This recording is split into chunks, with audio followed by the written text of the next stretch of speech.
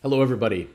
I'm Skip Alzheimer. Welcome to the AV Geeks Lunchtime Streaming Show, where we watch old 16mm films. And that was some raw outtake footage that was not from the film that I showed yesterday called East Side, West Side. And that was separate footage.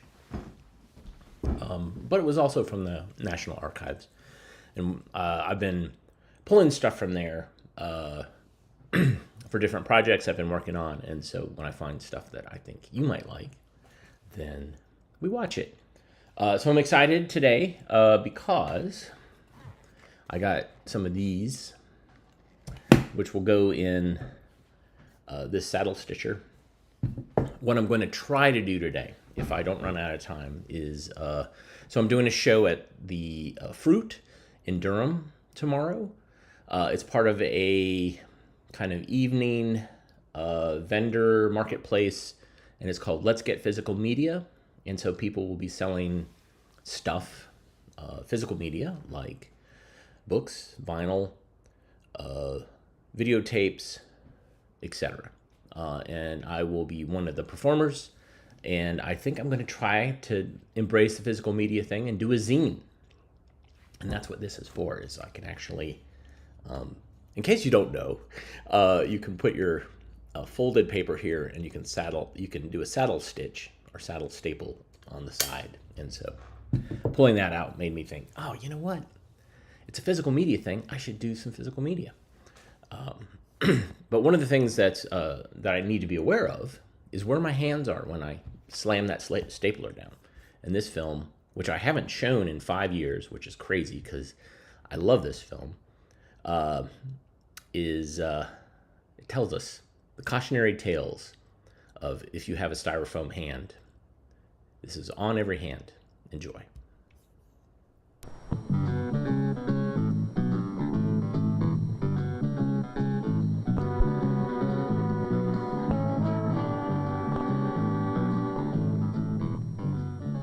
This is a truly remarkable device. It can button, zip, tie. It can pull, twist, turn. It can touch, feel, examine. It can wave, indicate, talk. It can shift, reach, manipulate. It can push, lift, carry. It can press buttons. It can sort. It can mail. It can nail. It can strum, pick, hit.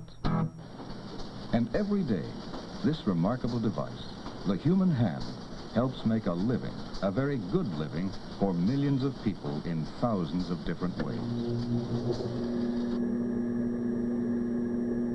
Hands work efficiently and productively with the tiniest instruments, and with great, powerful machinery to do tremendous jobs. Hands get into close quarters. Hands are right where the action is. Hands work in intimate proximity to many otherwise very useful machines and materials that are capable of destroying or mutilating them in one senseless moment. There are several specific kinds of danger in most work situations. Each kind deserves the greatest respect and understanding. First, there is the shear type of machine or situation, a guillotine for hands. It chops hands or fingers right off. Among the common examples are paper cutters, cleavers. Even the common scissors is in this class. A pair of heavy, hard-edged objects can pass close together and become a shear. A hand or finger in the gap may be chopped off. Once you know what to look for, you'll discover examples of the shear around your work situation. You'll soon learn to recognize and respect this type of hand and finger hazard. The next specific type of danger is the rotating motion. It may have a horizontal axis, or a vertical axis, or be on an angle. It may have a toothed, spiked, bristling, or jagged edge that can cut into fingers or hands.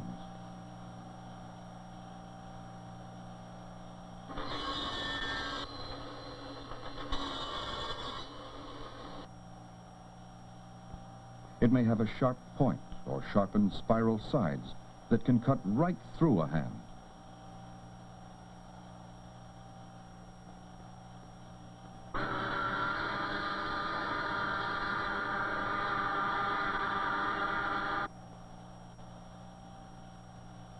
It may have irregular projections that can come around and hit fingers and hands, hard enough to break them. It may be able to catch a finger or hand and mutilate it. The rotating or spinning hazard is a common one in many places of work. You'll be able to spot this danger and keep its hand-destroying possibilities in mind. Don't get too familiar with spinning fan blades, small ones or big ones. They can cause a disabling injury.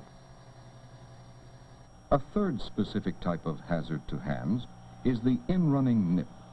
It grabs fingers and hands to crush them and tear them up.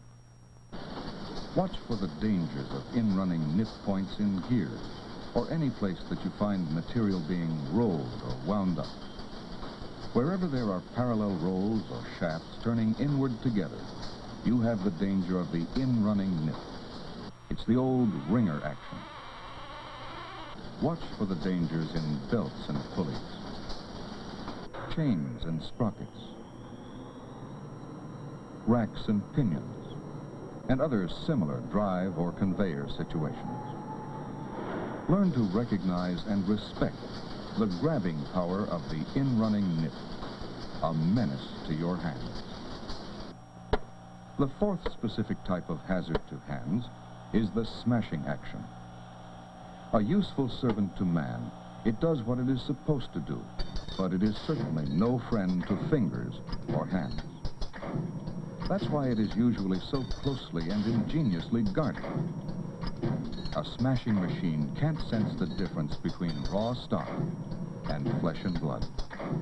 Even if it could, there's no way for it to stop in time. Just doing its work, it can destroy a hand beyond repair, beyond any further usefulness to anyone. Learn to identify all the types of smashing machines in your work situation.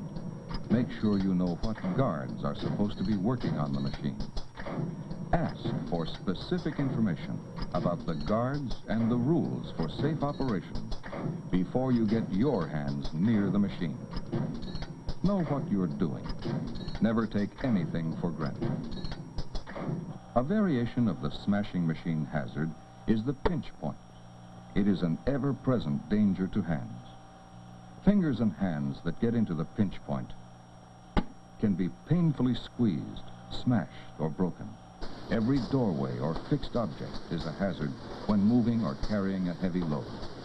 Just trying to put a heavy object down with your hands in the wrong place can cause a painful, disabling accident. Think ahead. Keep your hands where they won't be dangerously pinched. With just a small movement, a pair of heavy drums can crush fingers. But hands can be hurt in ways that do not involve machines. Acids, steam, fire, corrosives, sub-zero processes all have their useful roles to play in modern manufacturing, trades, and services. But unprotected hands simply can't live in contact with them. They have the power to burn, freeze, disfigure, or destroy fingers and hands. Know what sort of materials you are working with. Know what their effect may be on unprotected hands. Make sure you use the right kind of hand protection if your job should require it, even for short periods of time.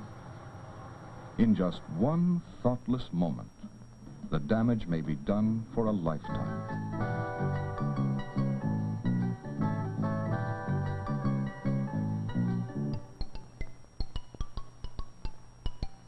Science is developing more and more remarkable substitute devices. But there's nothing quite like the human hand in its original, healthy, perfect state. Never try to get past the guards on machinery. Shortcuts can be costly. Take a second to turn off or disconnect the power when you adjust, clean, or oil a machine. Take off rings and metal watch bands or bracelets when you work with machines or electricity. Use a brush to sweep away scrap or shavings, not your hands. Get treatment right away for any cut or tear or break in the skin. Know when and when not to wear gloves while working.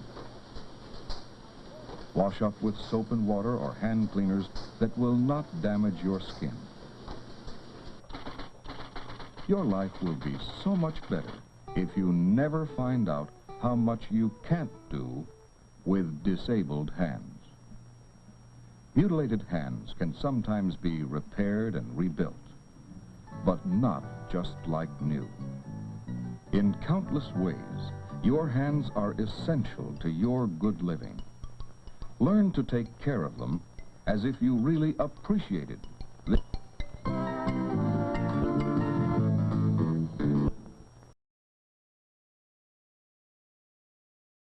A little splicey at the end.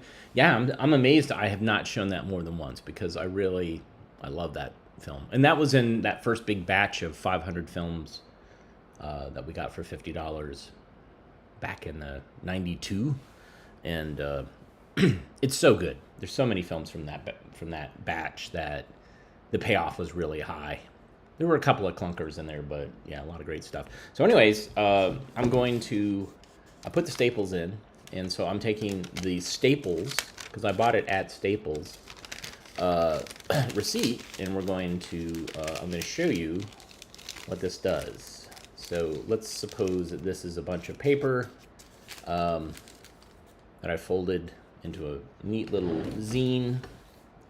And let's put this up here so you can see this. The fold is on where the stapler hits.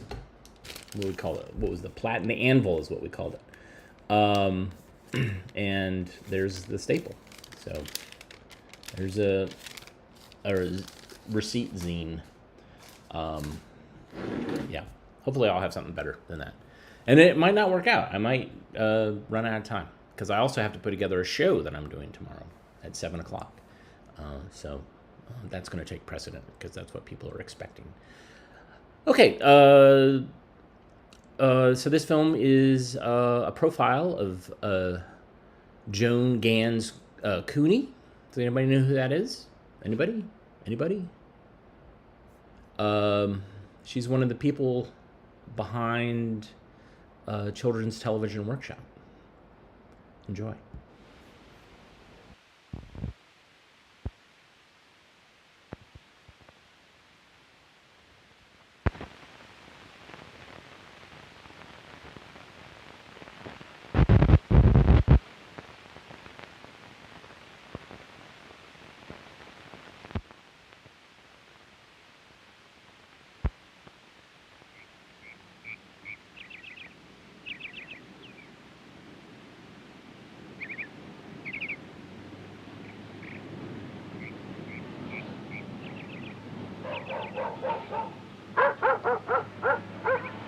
Someday, little children, someday soon, there's gonna be a lot of people, yeah, and they'll be living on the moon.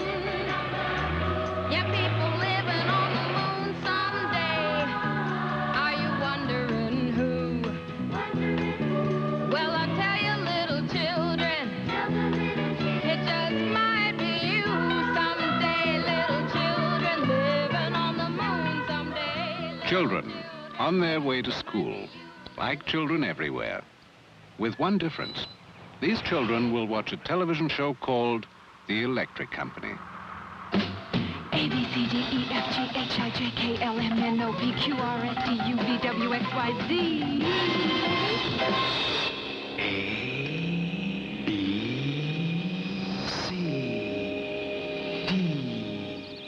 Television is being used to improve children's ability to read. Ask. Oh, ask. In an age of mass electronic communication, television has been discovered as an effective teaching tool, improving the real tool of all education, the ability to read. Watching television and reading at first seems to be a contradiction, but educators and parents the world over are beginning to learn that this contradiction does not have to be. This concept was not only possible, but has been immensely successful due to the hopes and hard work of one woman, Joan Ganz Cooney.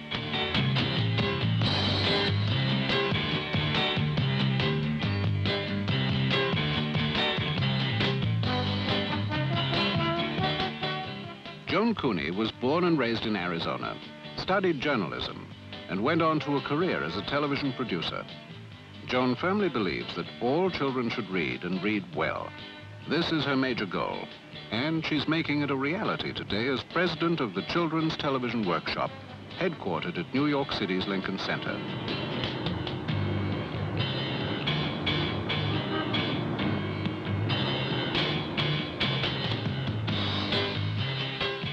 She has been its guiding spirit since its beginning 5 years ago.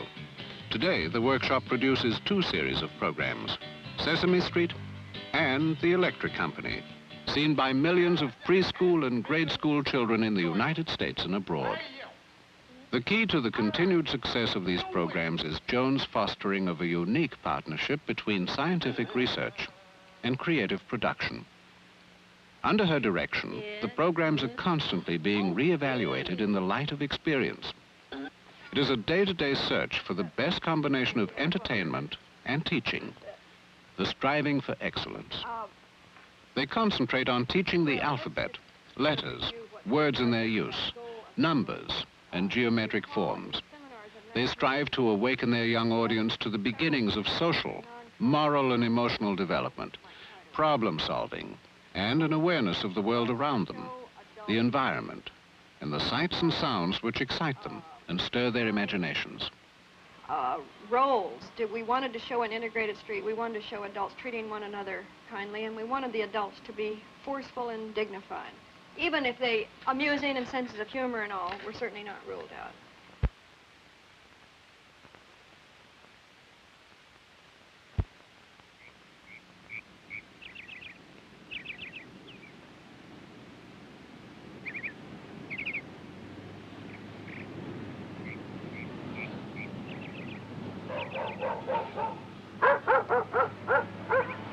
Someday, little children, someday soon, there's gonna be a lot of people, yeah, and they'll be living on the moon. Yeah, people living on the moon someday. Are you wondering who? Well, I tell you, little children, it just might be you someday, little children living on the moon someday. Children on their way to school, like children everywhere, with one difference. These children will watch a television show called The Electric Company. A, B, C, D, E, F, G, H, I, J, K, L, M, N, O, P, Q, R, S, T, U, V, W, X, Y, Z.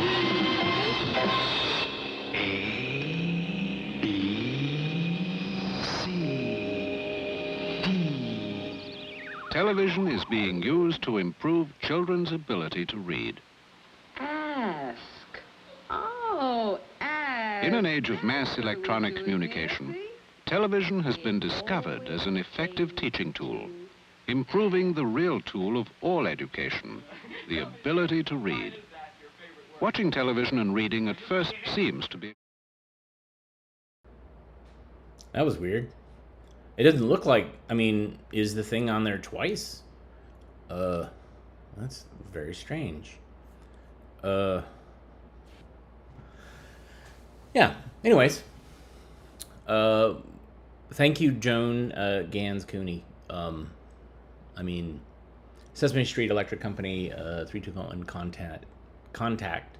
All those were amazing things.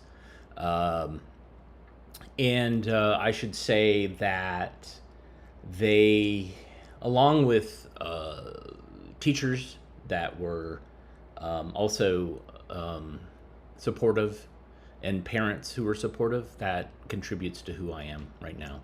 And I should just say that I think there was an executive order that wants to defund PBS, and I think that's horrible.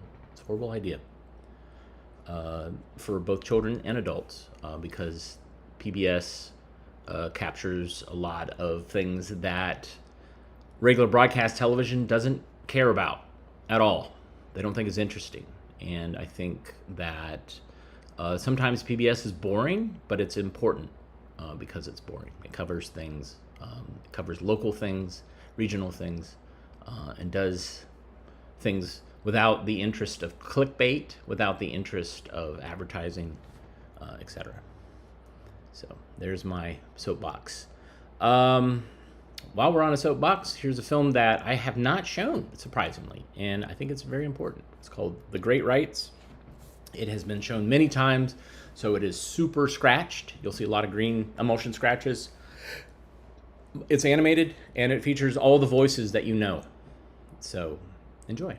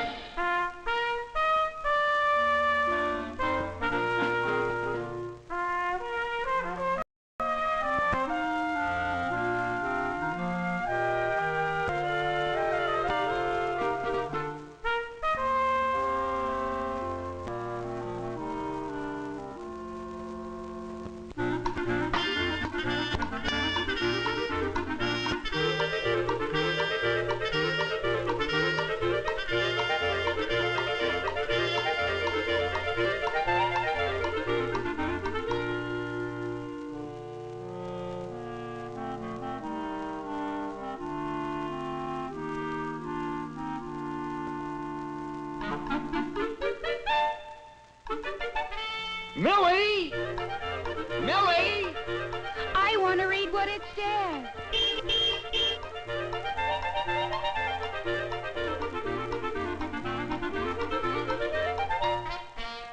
We hold these truths to be self-evident, that all men are created equal. Millie! That they are endowed by their Creator with certain unalienable rights.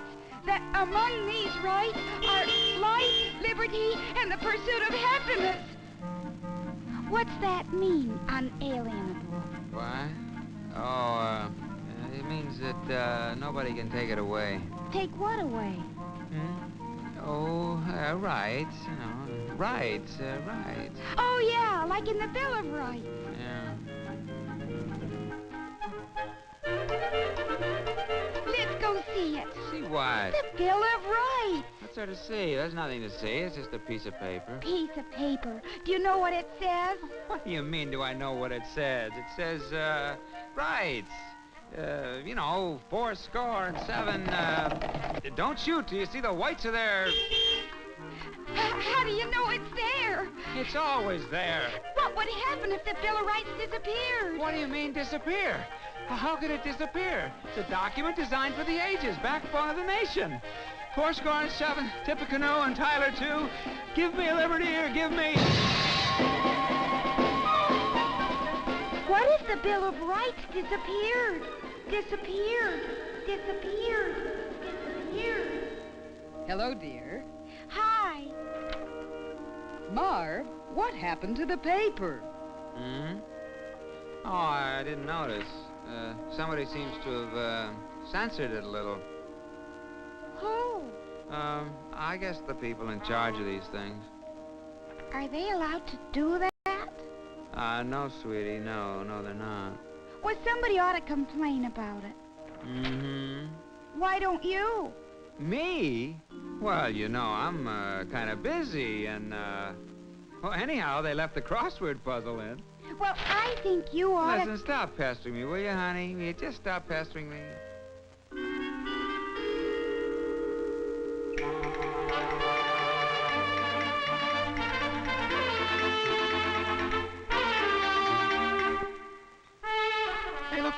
What's going on? What are they trying to do? This picture's been censored. What are they doing to the movie? What's this condemned business?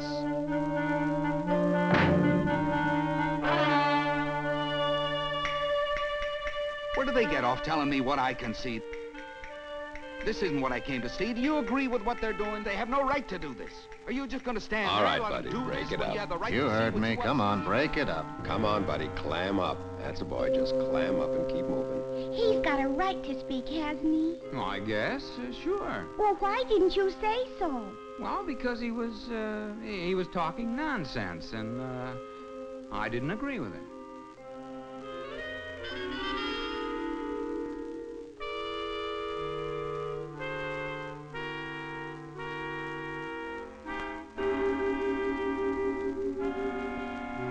Okay, let's go. Break it up.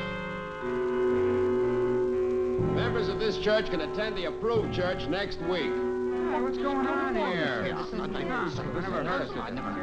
Come on, break it up. Excuse me. What are you, some kind of smart aleck? I don't want any approved church, thank you. Just my plain old right. Marvin C. Marvin. What do you want to know for? You'll find out.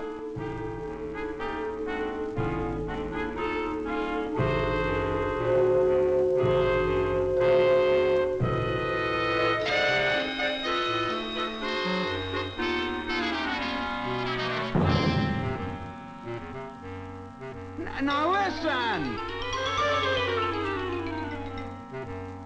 There. That'll show him.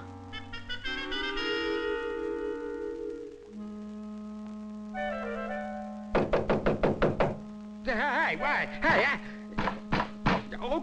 okay, I'm coming. You don't have to bust in the...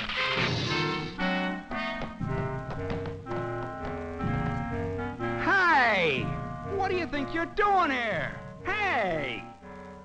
Listen, this is my house, private property. Get out of here! Nobody gave you permission to... Hey, cut that out! I mean, you're getting the floor kind of messed up. Hey, watch it!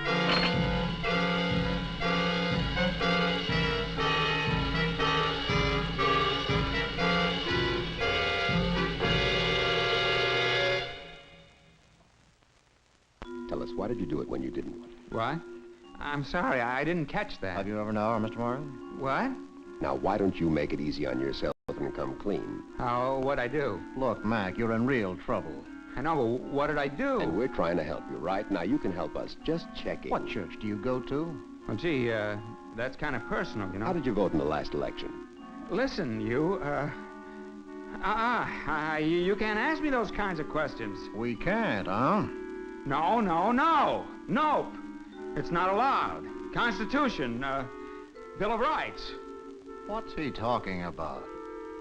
Bill of what? Rights. Never heard of it. How's it go? Bill of Rights. In 1492, Columbus crossed the ocean blue. 407 years ago, our father, give me liberty, or Tippecanoe and Tyler too. I don't remember. Come on, confess you did it. Did what? Come on, admit it. We got a witness. Witness? Witness that I did it? Who? You. Oh, no, not allowed.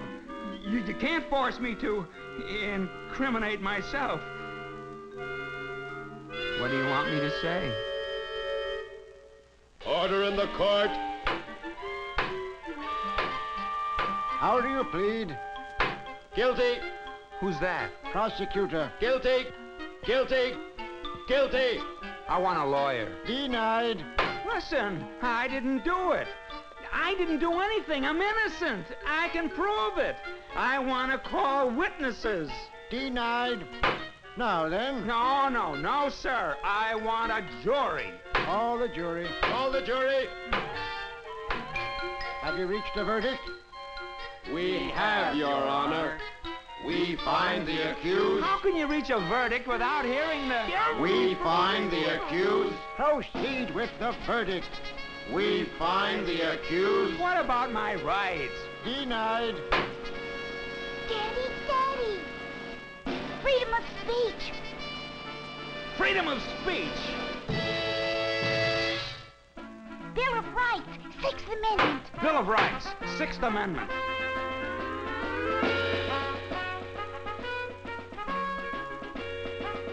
The right to know charges! The right to know the charges against me. The right to an impartial jury. The right to counsel. The right to call witnesses.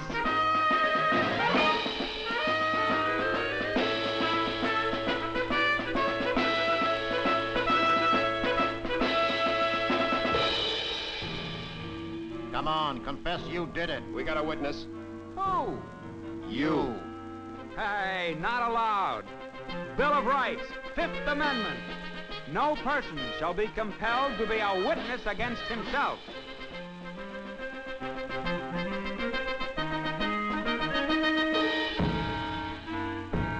Bill of Rights, Fourth Amendment. Right of the people to be secure in their persons, houses, papers, and effects against unreasonable search and seizure.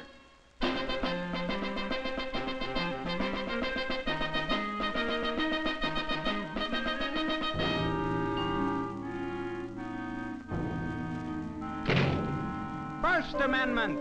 Congress shall make no law respecting an establishment of religion or prohibiting the free exercise thereof, or abridging the freedom of speech, or of the press, or the right of the people peaceably to assemble and to petition the government for a redress of grievances.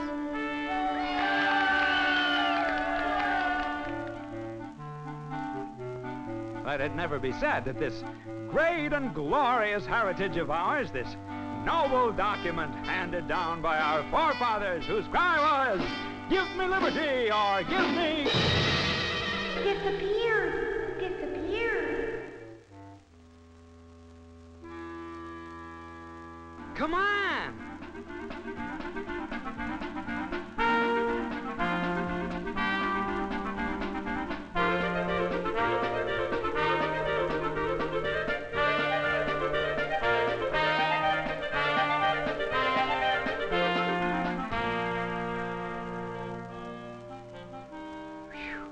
It's there. I was trying to tell you.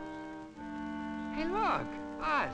We're part of it. Yeah, that's what I was trying to... It's there as long as we believe in it, value it, and use it. Right. So you take a good look, young lady, and remember what it's all about. Tippecanoe and Tyler, too? No, honey. The right to a fair trial and an impartial jury. The right to know the charges against you and be defended by counsel. The right not to be forced to bear witness against yourself. The right to be secure in your person and house and possessions from unreasonable search and seizure. The right to assemble peaceably and petition the government for redress of grievances. The right to freedom of religion, freedom of the press, freedom of speech. The Bill of Rights, spelling out for every race and faith and creed the promise of the Constitution: life, liberty, and the pursuit of happiness.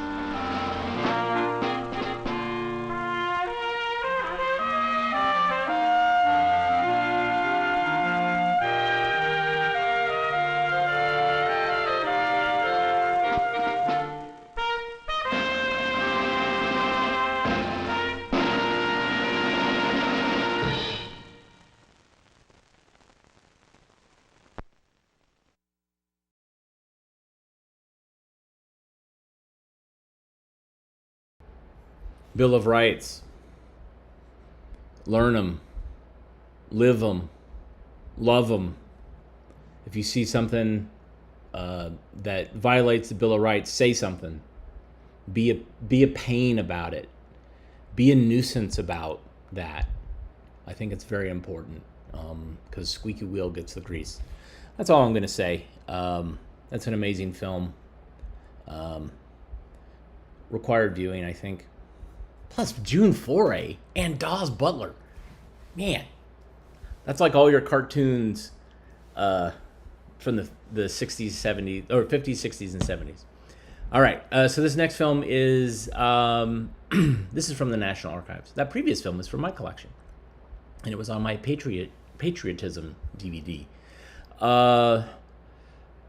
But this next film is kind of interesting. It's about summer camp. And this is this interesting kind of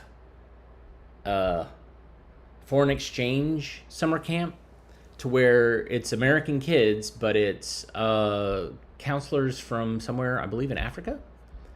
But it's got such a great 70s vibe to it. You know, kind of before Meatballs, before Camp Crystal Lake.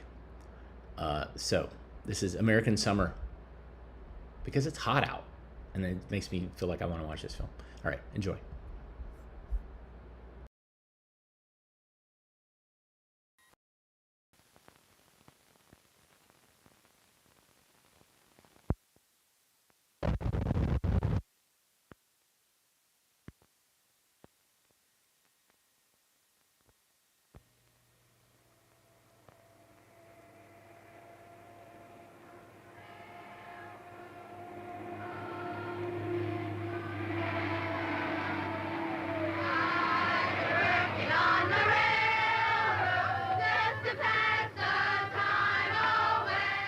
Every summer, millions of American children go off to summer camp. Busload after busload of youngsters are hauled from their homes and into the countryside, where they spend their vacation in a lakeside cluster of cabins and tents, playing with children their own age.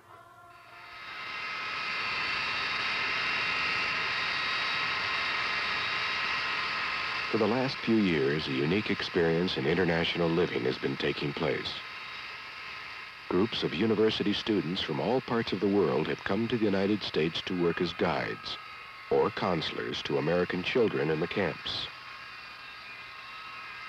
This film is about the summer experience of 30 students from the University of Abidjan.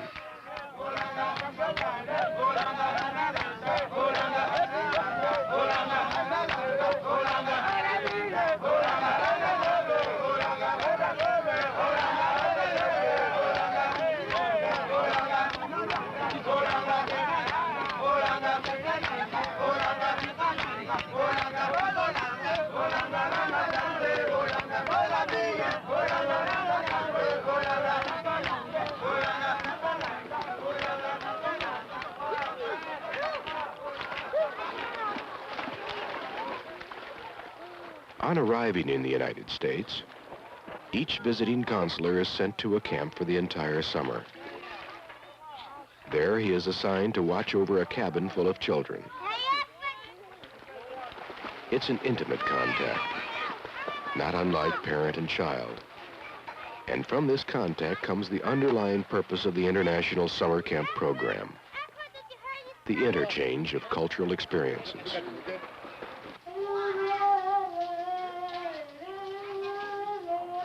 Rav, put your, what is it, laundry bag. No, with me. Okay, put the business suit out. You get out there. Also, finish your washing. You make something in the wood or yesterday. I wish I was with you, having a good time. We all miss you very much. Love, Lisa. Your little sister? Younger sister? Okay. It's very nice,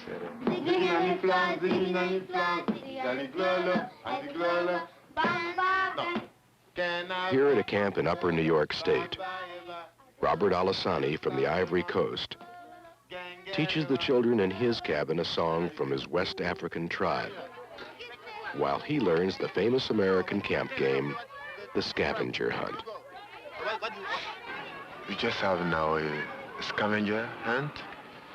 It consists on getting on a collection of things.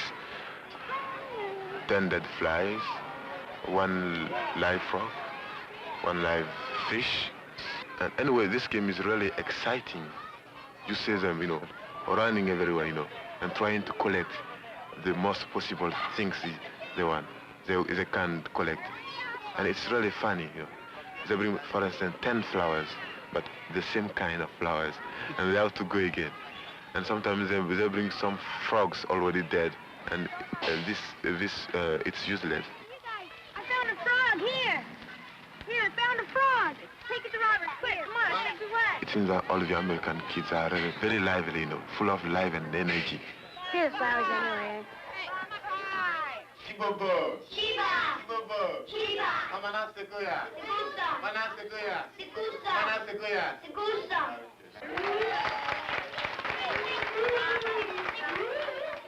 The meaning it means we are happy to be together. We are having a great deal of fun being together.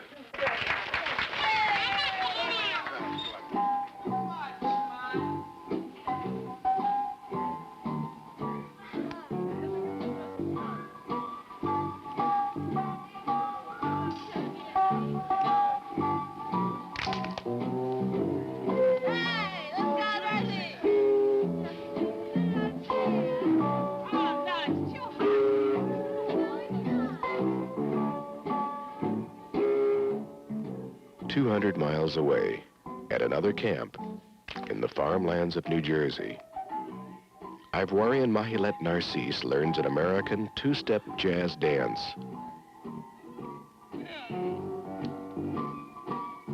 In exchange for a lesson on how to build a traditional African animal trap.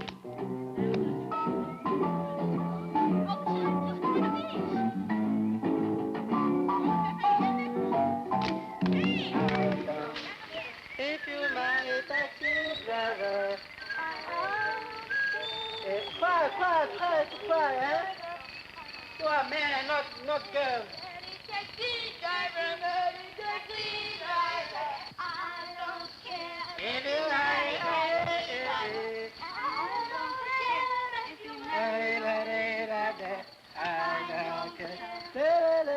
One day I took my group of campers into the wood to show them how we trap animals in Africa.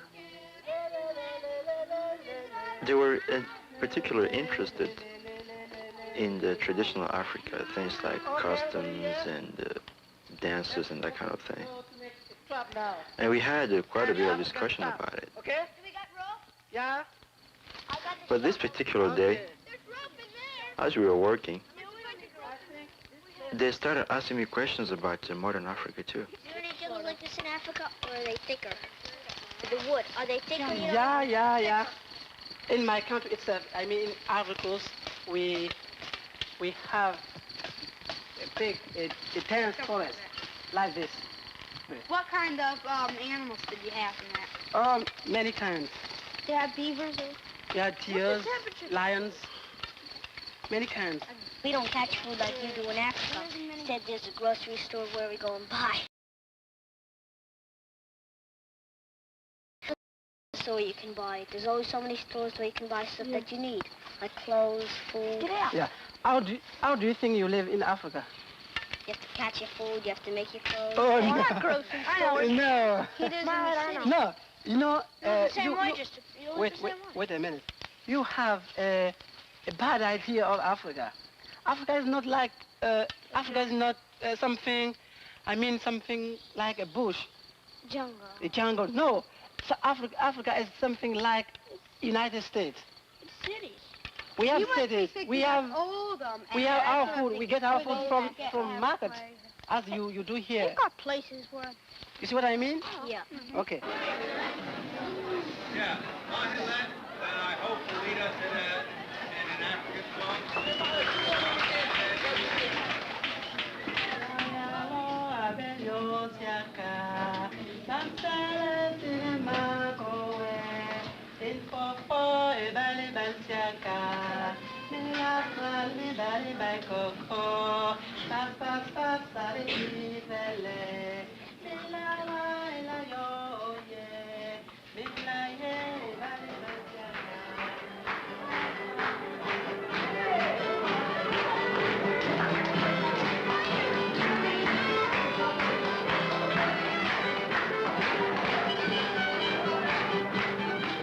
more than 1,000 miles away, at another camp, on a farm in northern Illinois, 3 students from the University of Abidjan join a group of American children in the traditional barn dance. There is so much variety in American music. There is blues, rock, and folk music. And there is that one folk music called the barn dance, in which you dance in a group and change partners while you are still dancing. It's a lot of fun. It looks like some of our dances in West Africa.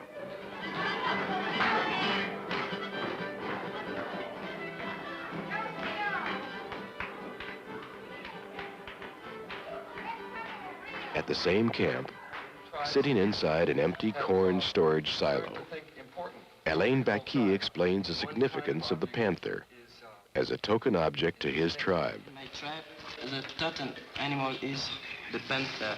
One day, a warrior of the tribe lost in the forest.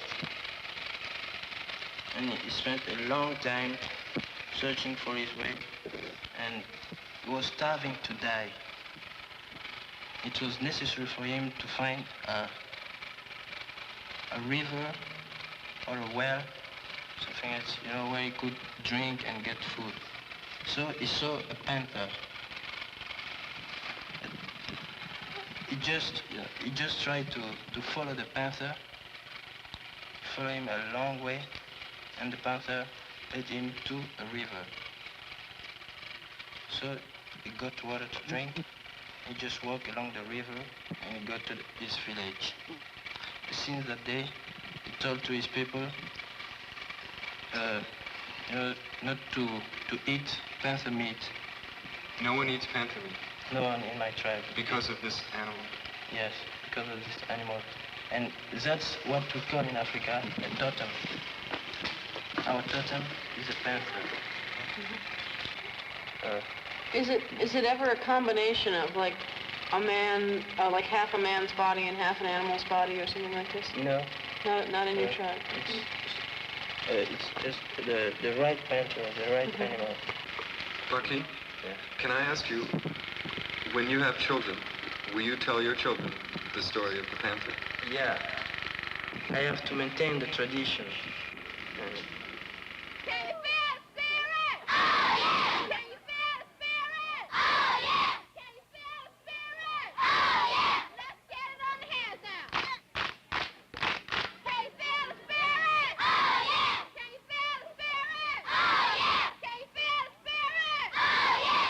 In the heart of New York City, Ivorian Sarata Torre learns a popular children's chant from her group of YMCA day campers.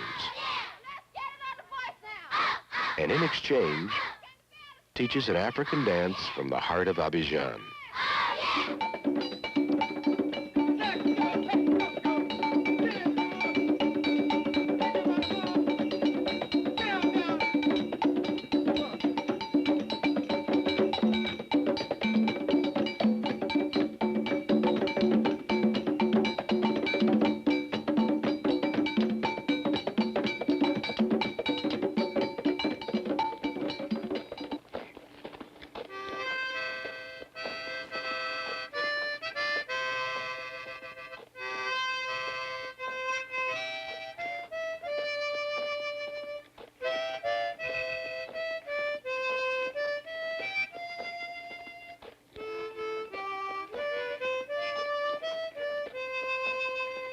On the other side of the American continent, in the mountains of the California Pacific coast, Emmanuel Naji takes his first ride on a trail horse with wide-brimmed hat and spurs, like an American cowboy,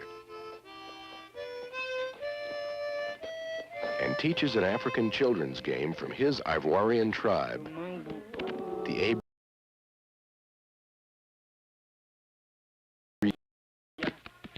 Yellow,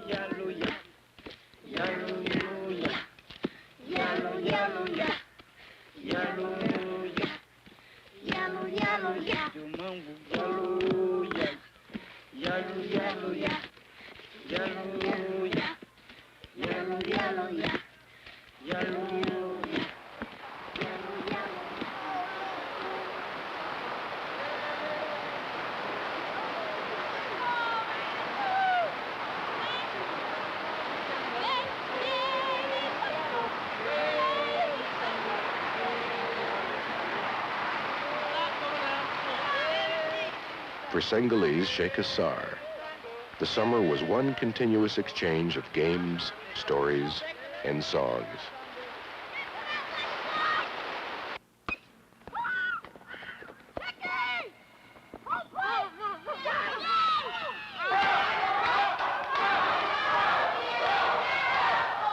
After eating, everybody is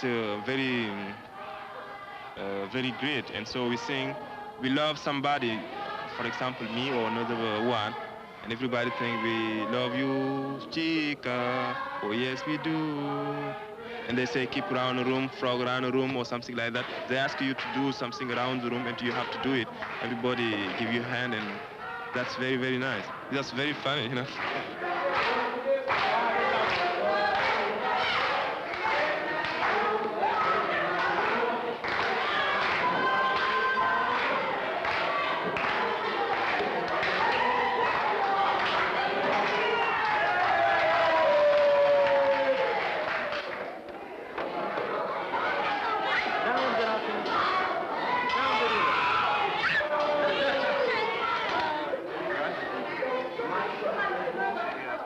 Talk about Africa, I think, and you're going to ask me some question like to answer. Where do you live? Yeah, I live here, Senegal. This is my country. Capital is Dakar over there. And my friend Ink live here in Ivory Coast. And I'm studying. Do they have oceans in here? Sure, we have oceans. You look at how kind of animals we have. We have ostrich, look at dromedary. All kind of animals you have here, except the bison and some more animals. They have canoes? Yeah. You know, this is Africa, this part only. Like here. This big Yeah, thing this here? part. This Madagascar is considered the African country. What kind of food? Yeah? What kind of food? We eat Do you have mashed meat. potatoes? Huh? Have mashed potatoes? Well, we have mashed potatoes, but that's not typically African, you know. In Senegal, the typical plate is rice with fish. Chebujan, the name is Chebujan in Wolof. Or la, that it's made with naan. Do you eat that? What do you use to hunt with? They use bonaros Yeah. or spear. Where's that? That's Ivory Coast. This is a post office. Post office? Yeah, post office is a big one, yeah. That's Africa? Yeah, in West Africa. Whoa, wow. This is another picture of Abidjan, Ivory Coast. In Do some you parts, live in a village? I don't live in this kind of house, but in the village, the little village, Those are yeah, huts? they live in this kind of village. That's hot.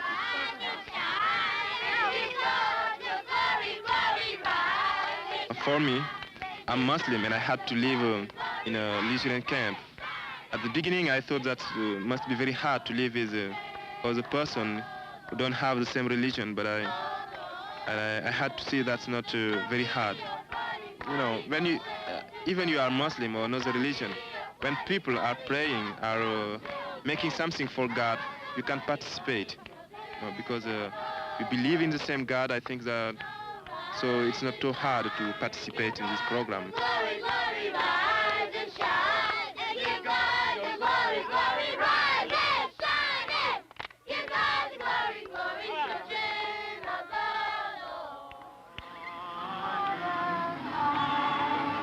Lord. In this Christian camp, it is a tradition to celebrate Christmas in July, as well as in December. A reminder to the children that the spirit of Christmas is not confined to one day or one season. For Sheikh Assar, a Muslim, 4,000 miles from his home in Senegal, this was an experience he would long remember.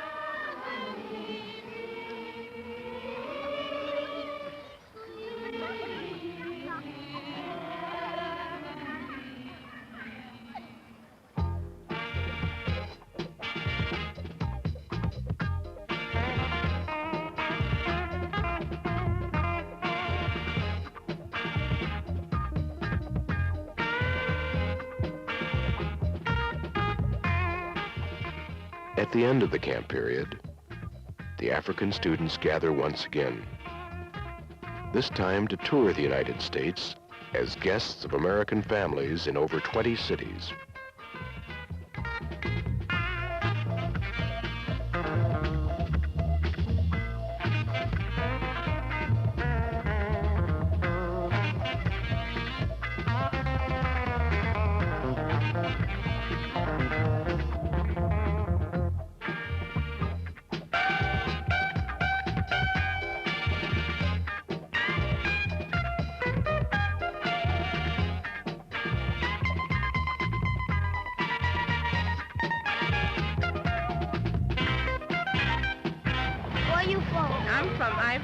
West Africa. Africa. You ever been to Africa? Nope. What do you think you'd find if you went to Africa? What kind of things? I don't know. Well, I found a horse. a horse. That's good. That's true.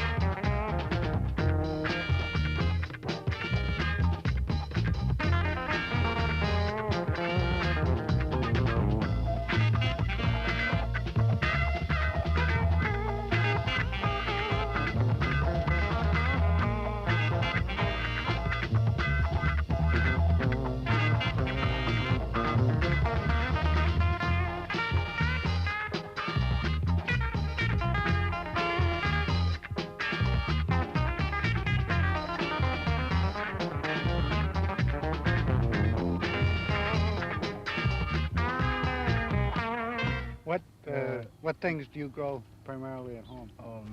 We grow rice, yeah, potato, sesame, sesame, sesame, yeah, sesame. And in Africa, our way of growing is a little different.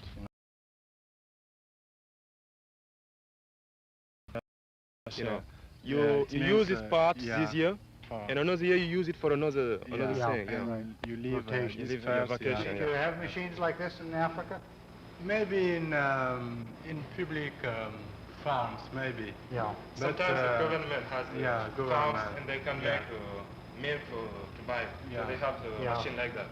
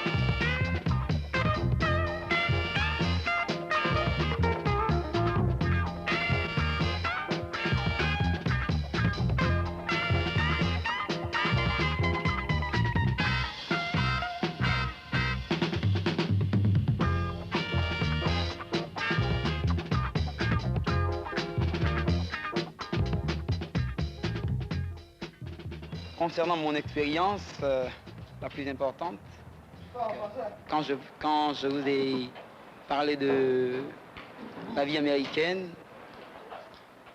concerning my most important experience here, I found out many things about American life, and I must confess, before coming to the United States, I had some prejudices about segregation. Concernant les Américains blancs, et d'après ce que j'ai lu, according to what I had read there was supposed to be a big difference between the colors in the States. But I can assure you that in the group of people I lived with, it was completely different. The Americans don't really worry about color differences. That was the impression I got. Pour moi, ça c'est mon impression. Je peux dire, par exemple, I must say that it is in the newspapers where we get most of our information about what is happening between black and white.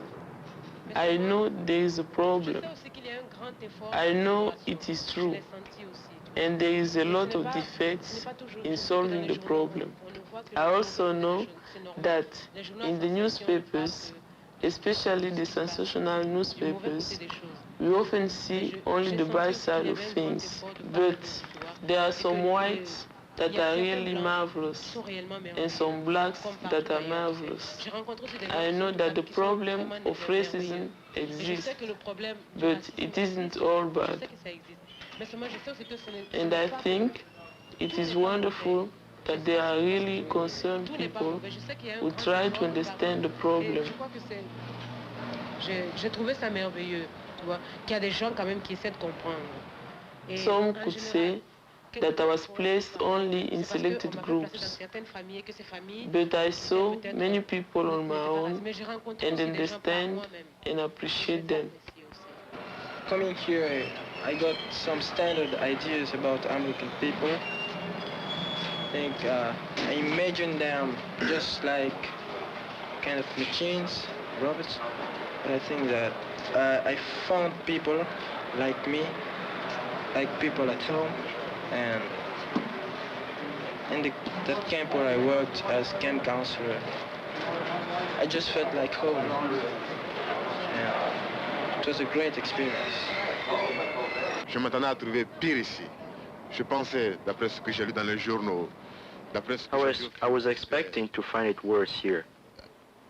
I thought after all I've read in the newspapers and seen in the film, that it was a real open war going on between whites and blacks. But I was satisfied, agreeably satisfied to find whites and blacks working together. I was really happy to have good white friends here. And I believe that the future is very good for the two races. And one day we can all get together on good terms as real human beings. There is certainly prejudices to be gotten rid of, but I believe it will happen in due time.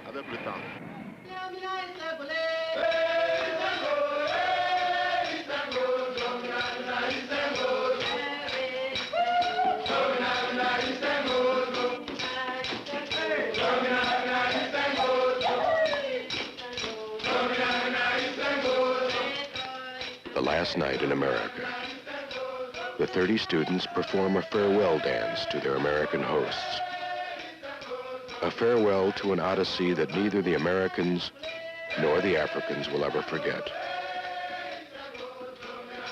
The summer was over.